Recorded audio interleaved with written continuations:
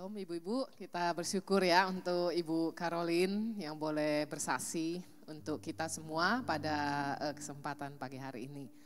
Seharusnya Ibu Ruth yang ini ya, yang menyampaikan firman, tetapi karena Ibu Ruth kemarin dia sakit jadi saya gantikan. Mari kita sama-sama berdoa ibu-ibu ya. Tuhan, kami bersyukur karena kami percaya sebagaimana Engkau memelihara kehidupan kami di tahun yang lalu. Tahun ini pun Tuhan kami percaya ada kasih karunia Tuhan dan anugerah Tuhan yang cukup bagi kami semua. Tuhan berkatilah kami supaya memasuki tahun yang baru ini Tuhan kami punya harapan yang kuat, harapan yang baru kepada Tuhan saja. Terima kasih Tuhan, berkati kami. Sama-sama kami akan merenungkan firman-Mu. Di dalam nama Tuhan Yesus kami berdoa. Amin. Ibu-ibu, kita melihat satu bagian firman Tuhan. Hari ini saya ajak kita untuk merenungkan dari kitab Matius pasal yang ke-21 sampai ke-28. Nah, ibu-ibu saya ada tampilkan juga ayatnya. Ibu-ibu dapat membaca bersama-sama dengan saya. Saya akan baca ayat yang ke-21 dan ibu-ibu ayat yang ke-22. Ya, demikian kita nanti baca sampai ayat yang ke-28. Saya mulai dulu ayat 21. Yesus pergi dari situ dan menyingkir ke daerah Tirus dan Sidon.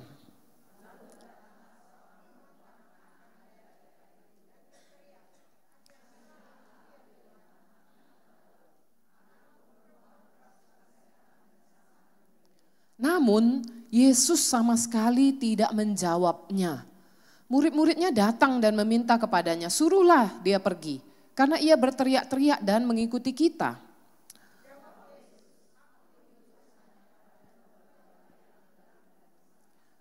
Tetapi perempuan itu mendekat dan menyembah dia sambil berkata, Tuhan tolonglah aku.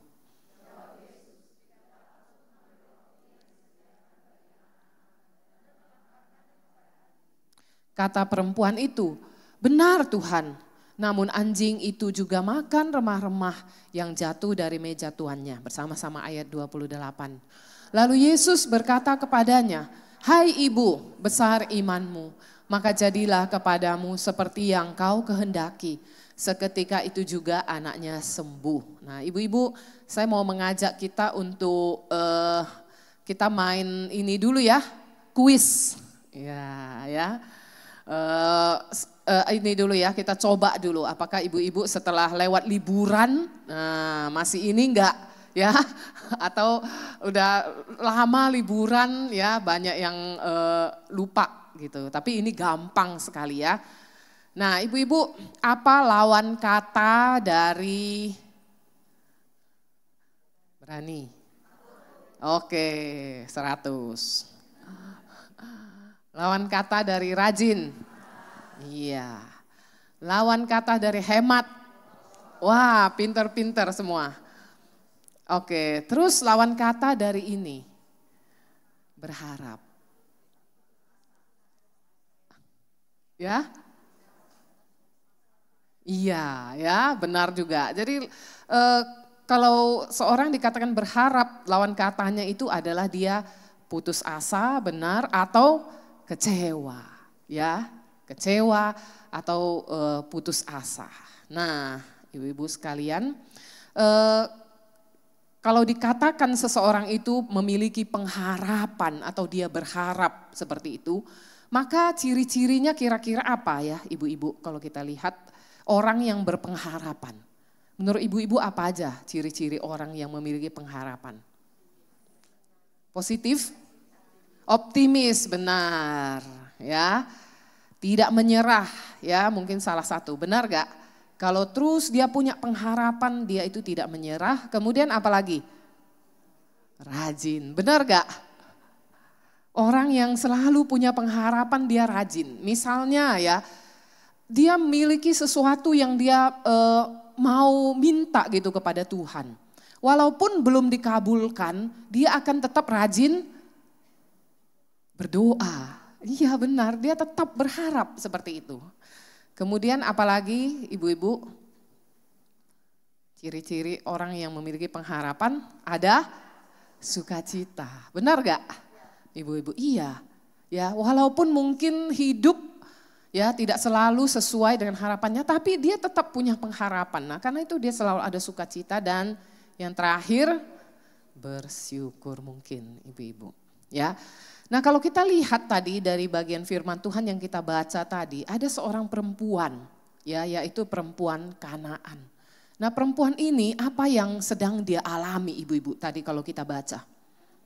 Iya, anaknya sedang sakit karena apa? Karena anaknya kerasukan setan. Nah, ibu ini kemudian ketika dia mendengar bahwa Yesus datang ke daerah Tirus dan Sidon, dia datang mencari Yesus.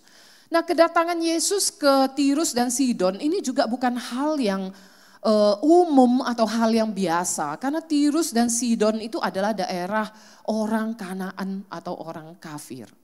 Biasanya ya guru-guru besar orang Yahudi, Yesus kan termasuk guru. Mereka memanggil dia rabi, ya kan? Orang-orang seperti rabi-rabi orang Yahudi itu, mereka tidak akan pernah menginjakkan kaki ke daerah Tirus dan Sidon atau daerah-daerah orang Kanaan itu. Kenapa? Karena memang mereka menjaga jarak dari orang-orang non-Yahudi. Orang-orang non-Yahudi itu mereka anggap dapat mencemari kesucian daripada diri mereka. Karena itu orang-orang Yahudi yang taat itu mereka tidak akan pergi ke daerah itu. Nah, tetapi kita lihat ya, Tuhan Yesus kan di ayat yang ke-21 dia pergi dari daerah sebelumnya dan dia sengaja pergi ke Tirus dan Sidon. Ya, jadi kita lihat bukan kebetulan bahwa Yesus memang mau pergi ke Tirus dan Sidon karena karena ibu-ibu sekalian, Yesus kemungkinan besar dia tahu apa yang sedang dialami oleh wanita ini, perempuan ini, dan dia memang mau menolong perempuan ini. Nah, tetapi kita lihat ketika Yesus sampai di sana dan perempuan ini datang mencari dia, perempuan ini berteriak, "Kasihanilah aku, ya Tuhan, anak Daud. Anakku perempuan kerasukan setan dan sangat menderita." Apa yang menjadi respon Yesus? Kalau kita baca tadi di ayat yang ke-23, ibu-ibu sekalian. Yesus tidak menggubris wanita itu sama sekali. Ya, enggak digubris oleh Tuhan Yesus perempuan ini. Nah, kemudian apa yang dilakukan oleh perempuan ini? Kalau kita misalnya ya, mencari seseorang dan kemudian dia enggak menggubris kita, apa yang terjadi? Kita bisa marah, iya kan? Saya cari kamu ini kok kamu gak menggubris saya, memang kamu siapa? Ya kan, kita bisa marah, kita bisa tersinggung kalau kita tidak digubris. Nah, tetapi herannya perempuan ini walaupun dia tidak digubris oleh Tuhan Yesus, ya, tetapi apa yang dia lakukan? Dia tetap mengikuti mereka, Yesus dan murid-muridnya, dan berteriak-teriak, "Tuhan tolonglah aku, Tuhan tolonglah aku." Seperti itu. Nah, kita lihat di sini wanita ini adalah wanita yang punya pengharapan yang besar kepada siapa? Kepada Tuhan Yesus.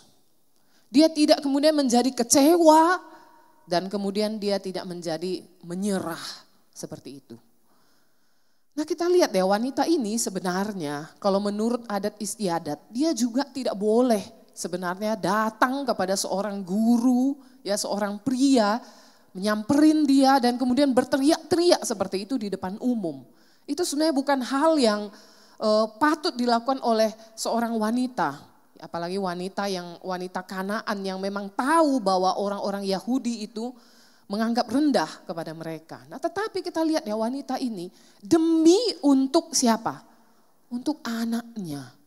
Demi untuk anaknya yang sedang kerasukan setan. Kita tidak tahu anaknya itu sudah seberapa lama kerasukan setan dan mengalami penderitaan itu.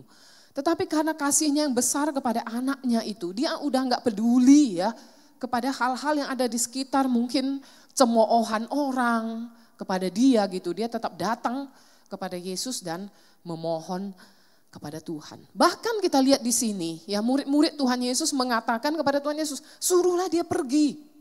Ya, dia terus mengikuti kita, jadi kita terganggu seperti itu. Nah, ini murid-murid Tuhan Yesus kita lihat ya, mereka adalah orang-orang Yahudi, orang-orang yang dari kecil itu dididik dengan agama, tetapi mereka tidak punya belas kasihan.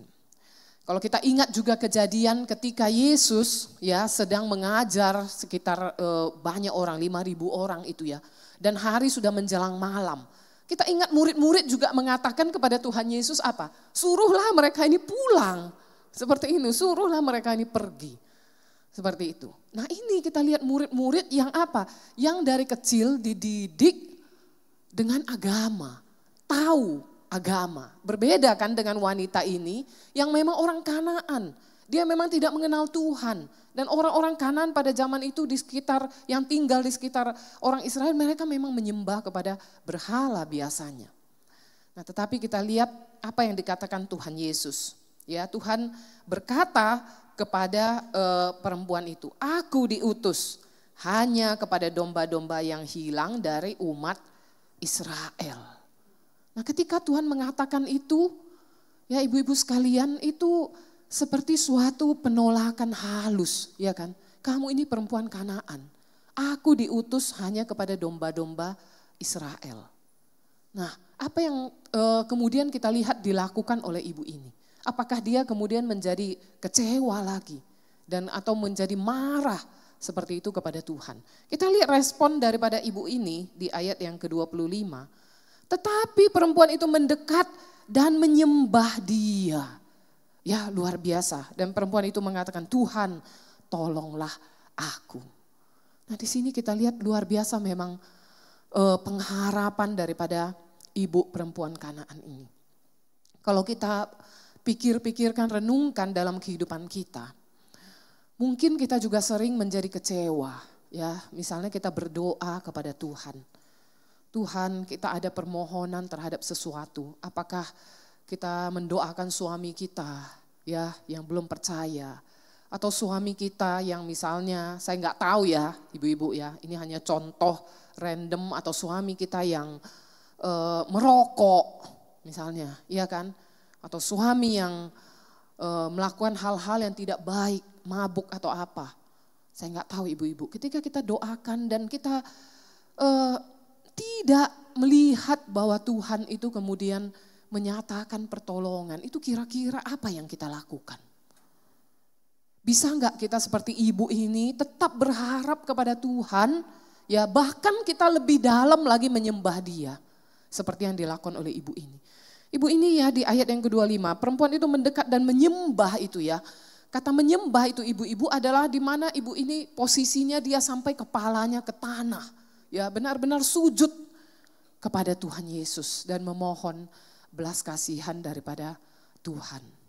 Nah ini ibu yang benar-benar memiliki pengharapan yang besar dan teguh kepada Tuhan. Nah ibu-ibu apa yang dikatakan oleh Tuhan Yesus? Nah ini yang dikatakan Tuhan Yesus di ayat 26. Oke sebenarnya ini sudah lewat ya, ada ininya juga. Di ayat yang ke-26 Tuhan Yesus mengatakan kepada ibu itu, tidak patut mengambil roti yang disediakan bagi anak-anak dan melemparkannya kepada anjing.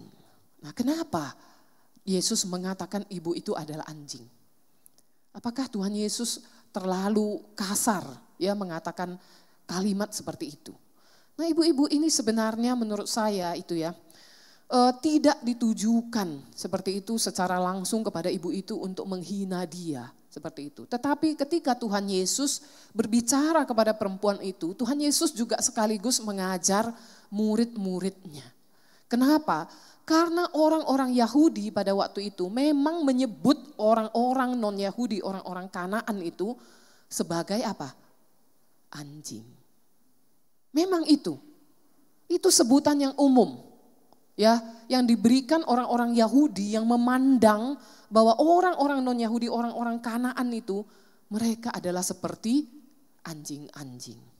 Ya, karena apa? Karena mereka dianggap tidak saleh. Kehidupan mereka itu tidak suci seperti itu. Berbeda dengan orang Yahudi yang memang ya menjaga segala sesuatunya, ya beribadah kepada Allah. Tetapi orang-orang kafir itu tidak demikian. Karena itu mereka disebut anjing. Dan Tuhan mengambil kalimat ini bukan untuk menghina ibu itu, Tetapi Tuhan mengungkapkan suatu fakta ya, bahwa inilah yang sedang terjadi. Tidak patut mengambil roti disediakan bagi anak-anak. Jadi anak-anak itu siapa? Orang-orang Yahudi kan, keturunan Abraham, ya kan? Maka orang-orang Yahudi mengatakan kami adalah anak-anak siapa? Anak-anak Abraham. Seperti itu. Jadi mereka merasa bahwa merekalah orang-orang yang memang pantas dan layak untuk mendapatkan roti, mendapatkan berkat dari Allah, tetapi orang-orang non-Yahudi itu mereka tidak pantas, tidak patut. Nah, ibu-ibu sekalian, Tuhan Yesus ketika dia mengatakan hal ini, ya, yang luar biasanya apa yang menjadi respon dari ibu itu? Ya, kita lihat di ayat yang ke-27, ibu itu mengatakan, ya, benar Tuhan, dia katakan, memang benar apa yang Tuhan ngomong itu. Itulah memang yang sedang terjadi di tengah dunia ini, ya, di tengah lingkungan kehidupan mereka. Tetapi yang luar biasa, ibu itu mengatakan, namun anjing makan remah-remah yang jatuh dari meja tuannya. Dan ini juga benar. Ya, ibu-ibu, kita tahu kalau orang punya hewan peliharaan seperti itu ya, ada remah-remah jatuh, ya itulah yang ditunggu. Ya, itulah yang ditunggu oleh hewan peliharaan. Boleh enggak mereka makan kalau udah jatuh? Ya boleh. Seperti itu. Nah, itulah yang dikatakan oleh ibu ini kepada Tuhan. Ya. Jadi ketika ibu ini mengatakan kalimat itu, ya, itu artinya ibu ini mengatakan, enggak apa-apa Tuhan, saya enggak dapat berkat apa? Berkat daripada anak-anak. Biarlah saya cuma dapat remah-remah, berkat remah-remah itu pun bolehlah untuk saya. Jadi ibu-ibu kita lihat di sini ya, ibu ini, wanita Kanaan ini, dia sungguh-sungguh ya berharap kepada Tuhan.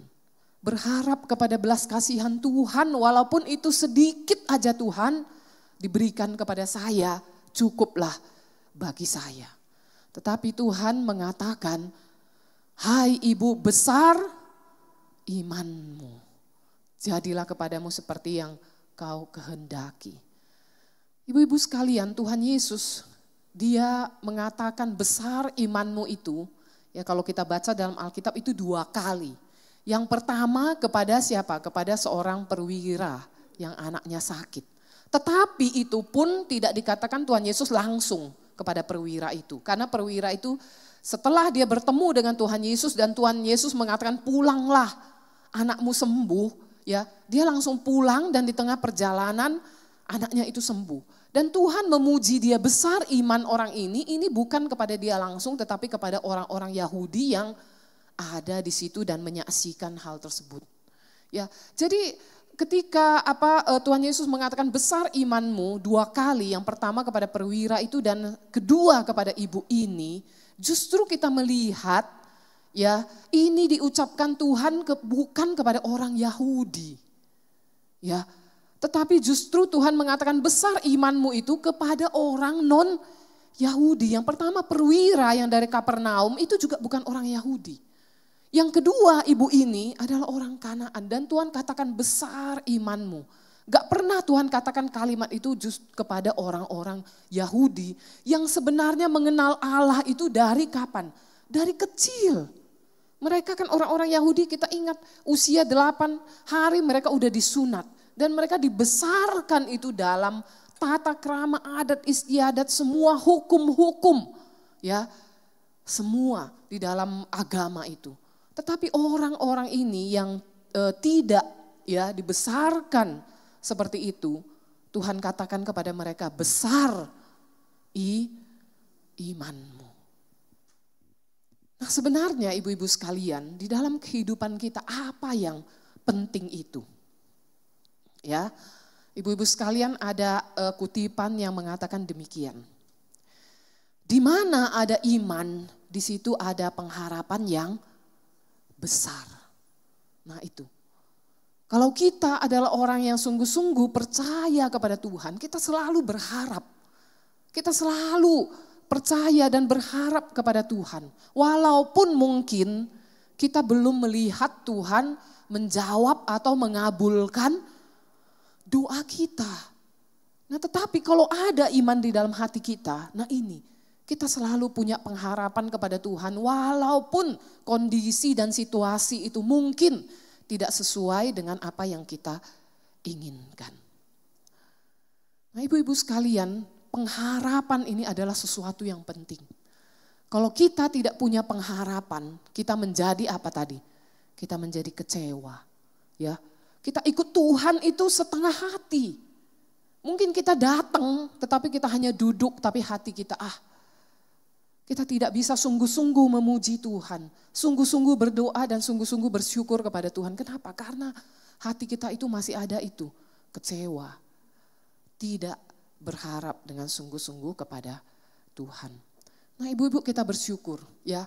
Tadi kesaksian Ibu Karolin, saya percaya ya. Ketika papa mertuanya itu belum percaya, mereka tetap berharap. Ya, itu. Mereka tetap berharap. Dan ibu-ibu sekalian, saya percaya pengharapan itu tidak akan pernah mengecewakan. Karena kita berharap kepada Allah.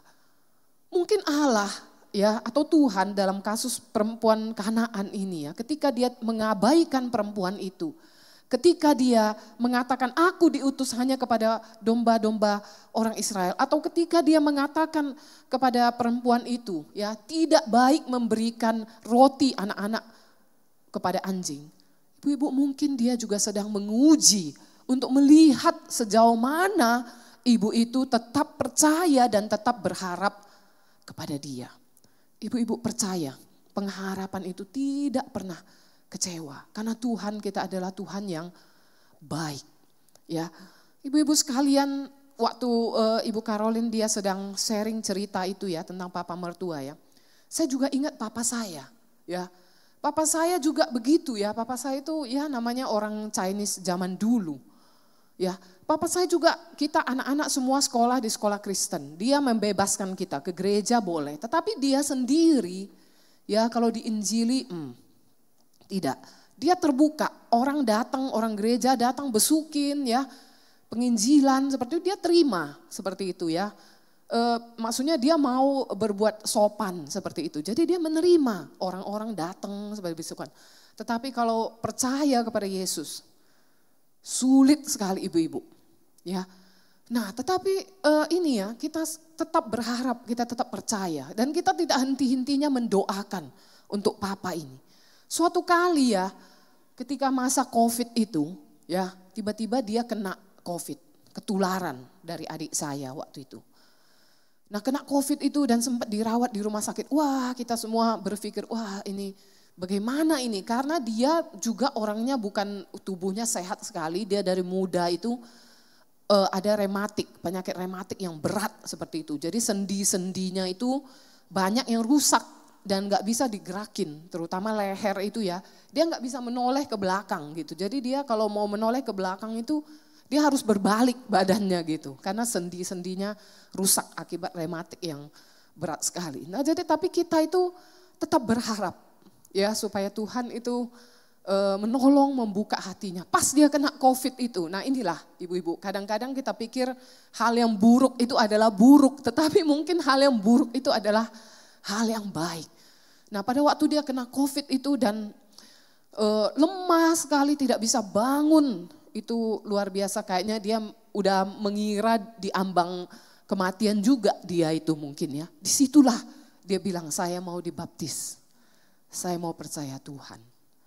Nah ibu-ibu itu baru kejadian beberapa tahun yang lalu setelah kita itu lama sekali mendoakan ya untuk papa ini. Jadi ibu-ibu sekalian saya percaya bahwa pengharapan kita itu tidak akan pernah mengecewakan. Jangan kita pernah berhenti berharap. Dan seperti perempuan ini jangan kita pernah menyerah.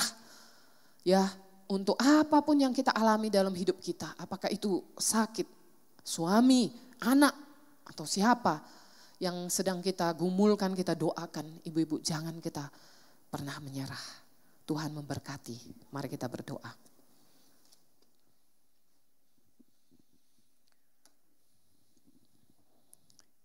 Ya Tuhan, kami seringkali Tuhan menjadi kecewa dalam hidup kami dan kami ingin menyerah ya Tuhan. Ketika kami menghadapi persoalan masalah yang sudah sulit dan lama Tuhan, tidak ada jawaban daripada Tuhan. Tuhan, Engkau tolonglah kami, kuatkan iman kami yang kecil, supaya kami tetap punya pengharapan kepada Tuhan. Memasuki tahun yang baru ini, Tuhan tolong kami, bantu kami, supaya hati kami tetap terarah kepada Tuhan, tidak menyerah dan tetap berseru, berdoa kepada Tuhan untuk orang-orang yang kami kasihi yang belum percaya, untuk suami atau anak atau siapapun dalam kehidupan kami. Terima kasih ya Tuhan, berkatilah firman-Mu. Di dalam nama Tuhan Yesus kami berdoa. Amin.